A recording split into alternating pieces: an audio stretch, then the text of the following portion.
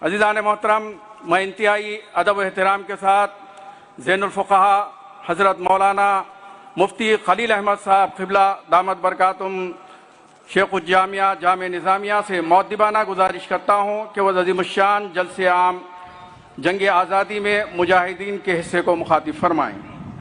بسم اللہ الرحمن الرحیم۔ الحمدللہ رب العالمین والصلاة والسلام علی سید الانبیاء والمرسلین وعلی آلہ الطیبین الطاہرین واصحابہ الاکرمین اجمعین، اما بعد۔ بزرگان ملت، برادران عزیز، آج ہم اپنے وطن عزیز کی 75ویں سالگرہ آزادی کی مناسبت سے منا رہے ہیں۔ آپ جانتے ہیں کہ آزادی کا مطلب کیا ہے؟ آزادی کا مطلب چھٹکارا پانا۔ کس سے چھٹکارا پائیں گے؟ ظلم سے۔ کس سے چھٹکارا پائیں گے؟ جو چیز ہمارے لیے قابل قبول نہیں ہے اس سے چھٹکارا پائیں۔ جو چیز عدل و انصاف کے خلاف ہے اس سے چھٹکارا پائیں گے۔ جو ہمارے لیے نقصان دہ ہے اس سے ہم چھٹکارا پائیں گے۔ چھٹکارا اچھی چیز سے نہیں پایا جاتا، چھٹکارا انصاف سے نہیں پایا جاتا، چھٹکارا خیر سے نہیں پایا جاتا، شر سے چھٹکارا پایا جاتا، برائی سے چھٹکارا پایا جاتا، اور اس قسم کے تمام نقصان دینے والی چیزوں سے چھٹکارا پایا جاتا۔ اسی وجہ سے حدیث شریف میں آتا ہے، من رأى منکم منکرا فلیغیرہ بیدہ وَإِن لَّمْ يَسْتَطِعْ عَلَيْهِ فَبِلِسَانِهِ وَإِن لَّمْ يَسْتَطِعْ عَلَيْهِ فَبِقَلْبِهِ ذَلِكَ أَضْعَفُ الْإِيمَانِ۔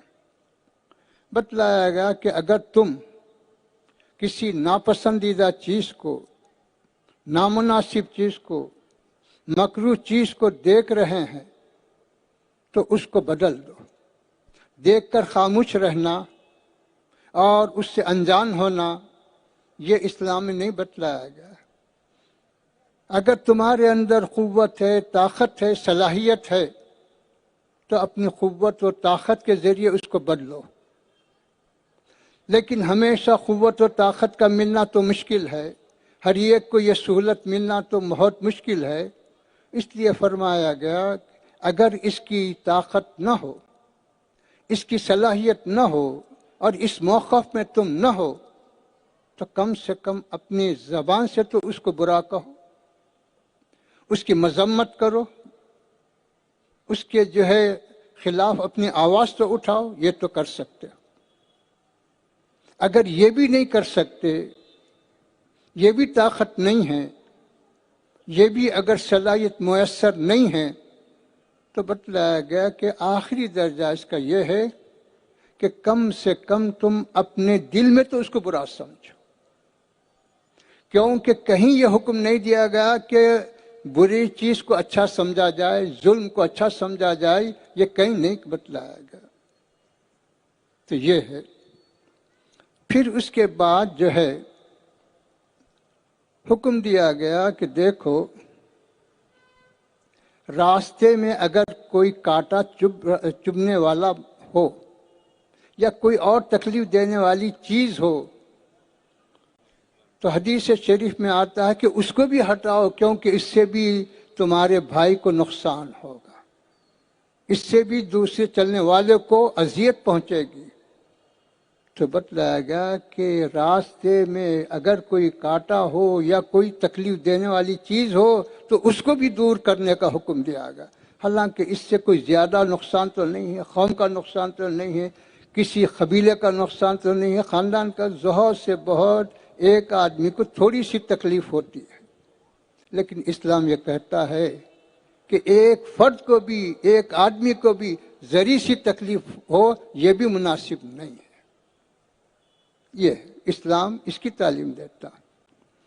اسی وجہ سے بتلایا گیا حضور پاک علیہ الصلوۃ والسلام کا ارشاد ہے کہ تم میں اچھا آدمی وہ ہے کہ تمہارے خرابیوں سے، تمہارے شر سے یا تمہاری کسی بھی حرکت سے تمہارا پڑوسی محفوظ رہے۔ اگر تم اپنے پڑوسی کو محفوظ رکھتے ہیں تو وہ تمہارے لیے حق ہے، صحیح ہے، اور اس کے لیے بھی حق ہے۔ یہاں تک کہ بتلایا گیا کہ مجھے آپ کا ارشاد ہے، مجھے یہ اندیشہ ہوگا کہیں پڑوسی کا اس میں حصہ نہ ہو جائے۔ تو میرے بزرگوں اور دوستو، غور کرو کہ پڑوس کا تعلق کیا ہے۔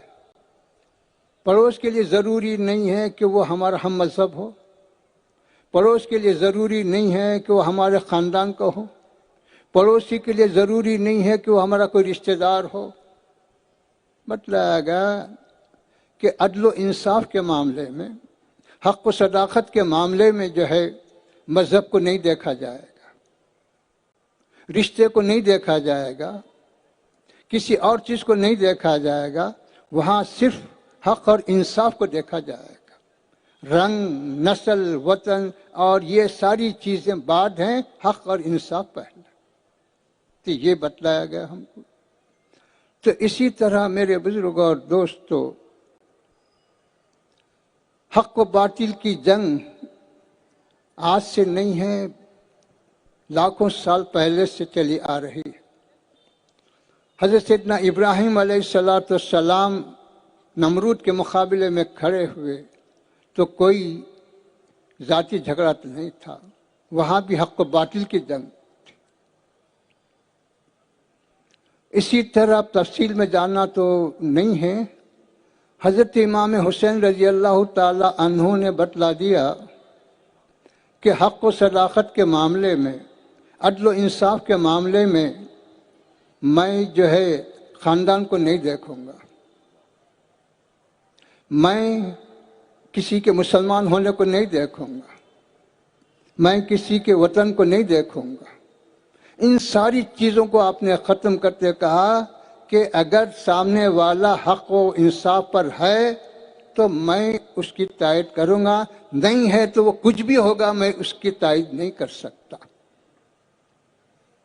تو بتلائیے آپ کہ یہاں حضرت سیدنا امام حسین کی شہادت کسی اور بنیاد پہ نہیں ہے، کسی اور سبب سے نہیں ہے، صرف حق و صداقت کی بنیاد پر آپ نے ساری چیزوں کو ختم کیا۔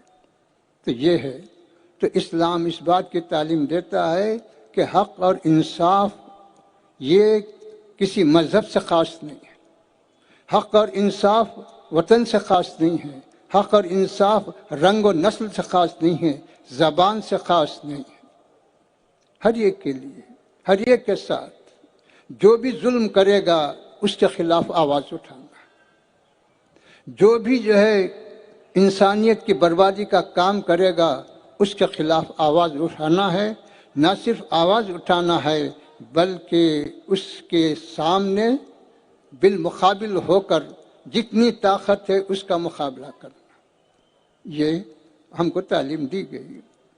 اسی طرح جو ہے ہمارے ملک پر جب انگریز قابض ہوئے، ان سے ہمارا کوئی ذاتی جھگڑا تو نہیں تھا، کوئی ہمارا اور معاملہ تو نہیں تھا، صرف یہی تھا کہ وہ ہم کو آپس میں لڑاتے ہوئے اپنی حکومت چلانا چاہتے تھے، ہندو اور مسلم کی تفریق ڈال کر اپنا معاملہ سیدھا کرنا چاہتے تھے، یہاں کے لوگوں کے حقوق تلف کر کے اپنے ملک اور اپنے ملک کے لوگوں کو آباد کرنا چاہتے تھے۔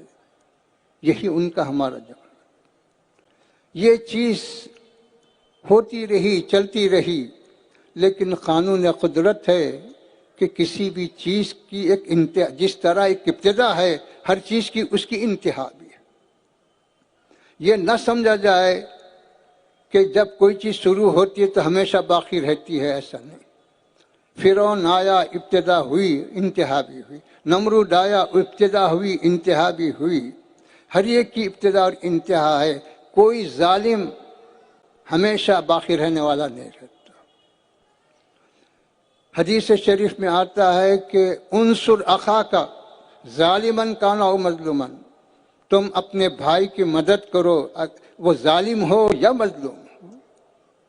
تو صحابہ نے عرض کیا کہ حضور مظلوم کی مدد کرنا تو سمجھ میں آتا ہے، لیکن ظالم کی مدد کیا ہے؟ تو آپ نے فرمایا کہ ظالم کو ظلم سے روکنا یہ اس کی مدد ہے۔ تو آپ نے یہ نہیں فرمایا کہ مسلمان ہے تو ظالم ہے تو اس کو چھوڑ دو، یا کوئی جب مسلمان ظالم ہے تو اس کو نہیں چھوڑا جا سکتا تو پھر دوسرے کو کیسا چھوڑا، اس کو کیسے ہم برداشت کر سکتے ہیں؟ تو اس کی ظلم کے خلاف آواز اٹھانا یہ فطرت انسانی ہے، یہ تعلیمات اسلام ہے۔ تو اس طرح سے جو ہے اللہ سبحانہ و تعالیٰ کا ارشاد ہے کہ جب کوئی نیک مقصد کے تحت میدان عمل میں آتا ہے والذین جاہدوا فینا لنہدینہم سبلنا، تو جو لوگ ہماری راہ میں مجاہدہ کرتے ہیں، کوشش کرتے ہیں، جد و جہد کرتے ہیں، ہم ان کے لیے اپنے راستے کھولتے ہیں۔ تو پہلے ہماری محنت، ہماری ہمت اور ہماری جو ہے اخلاص کی نوعیت، یہ چیزیں اگر پیش کی جائیں تو پھر بعد میں اللہ کی نصرت آتی ہے، اللہ کی مدد شامل حال ہوتی ہے۔ تو اس طرح سے ہمارے حضور پاک علیہ الصلاۃ والسلام ہجرت جو فرمائے، ہجرت کا مطلب کیا تھا؟ ہجرت کا مطلب یہی تھا کہ جائیداد چھوڑ دیں، مال و متاع چھوڑ دیں، خاندان و قبیلہ چھوڑ دیں اور ساری چیزوں کو چھوڑ دیں۔ لیکن اس کے چھوڑنے کا مقصد کیا تھا؟ اس کے چھوڑنے کا مقصد یہ نہیں تھا کہ ہم جو ہے حق سے جو ہے دور ہو جائیں یا حق کے معاملے میں سکوت اختیار کریں، یہ نہیں تھا، بلکہ یہاں حکمت عملی یہ تھی کہ ہجرت کر کے اپنے مظلوم بھائیوں کی مدد کی جائے، پھر اس کے بعد طاقت پیدا کر کے ان ظالموں کا مقابلہ کیا جائے۔ یہ مطلب تھا۔ ہجرت جو ہے کمزوری کی علامت نہیں، ہجرت اختیار کے ساتھ کی گئی، مجبوری کے ساتھ نہیں کی گئی۔ سراقہ جب پیچھا کر رہے تھے، حضور پاک علیہ الصلوۃ والسلام نے جب نگاہ ڈالی تو وہ زمین میں دھسنے لگے۔ پھر جب توبہ کی تو پھر وہ آپ نے دعا فرمائی، وہ نکل۔ تو یہ اختیار والی ہجرت تھی، مجبوری کی ہجرت نہیں تھی۔ تو میرے بزرگ اور دوستو، ہم یہ نہ سمجھے کہ صاحب ہجرت کا مطلب یہ ہے کہ کچھ بھی ہو ہم جو ہے خاموش ہو جائیں، کچھ بھی ہو ہم مجبور ہو کے یہ کریں۔ مجبوری نہیں ہے، اور مجبوری کی وجہ سے اگر کوئی خاموش رہتا ہے تو خیر اس کا اختیار ہے، لیکن شریعت کا جہاں تک حکم، شریعت کا جہاں تک معاملہ ہے وہ یہ کہ تم اپنے آپ کو مضبوط کرو، تم اپنے آپ کو متحد و متفق بناؤ، اپنے اندر اتحاد پیدا کرو، اپنے اندر ہمت پیدا کرو، اپنے اندر شجاعت پیدا کرو، اپنے اندر للہیت پیدا کرو، اور اپنے اندر خدا کی ذات پہ توکل پیدا کرو۔ یہ ہے۔ چنانچہ آپ دیکھتے اور سنتے ہیں، کئی وقت واضحوں میں آپ نے سنا کہ حضرت عمر رضی اللہ تعالی عنہ جو ہے ایک مرتبہ از راہ مصلیحت یہ فرمائے کہ تم لوگ زیادہ مہر مت باندھا کرو کہ جس کے ادائی کی طاقت نہ ہو۔ ایک عورت اٹھی، کہنے لگی کہ اللہ اور اللہ کے رسول نے زیادہ مہر کی حد مقرر نہیں کی، تو اے عمر تم کون مہر مقرر کرنے والے حد؟ تو اسلام اتنی آزادی دیا کہ اگر تم کسی بھی چیز کو دیکھ رہے ہیں، سمجھ رہے ہیں، تو اس میں تم کو پوری آزادی ہے بولنے کی، اپنی رائے دینے کی۔ حضرت عمر ناراض نہیں ہوئے، حضرت عمر کا قول مصلحت پر تھا، لیکن جب اس عورت نے کہا تو فرمایا کہ ہاں تم صحیح کہتی ہو، تم بجا کہتی ہو۔ تو یہ نمونے ہمارے پاس ہیں، یہ مثالیں ہمارے پاس ہیں۔ تو میرے بزرگ اور دوستو، یقیناً آج کسی نعمت کے ملنے پر خوشی کا اظہار کرنا اور اس کا شکر بجا لانا یہ بھی فطرت انسانی ہے، اور اسلام میں اس کی اجازت ہے، کیونکہ انسان کو راحت ملے، سکون ملے، تو یہ دنیاوی زندگی کا مقصود ہے۔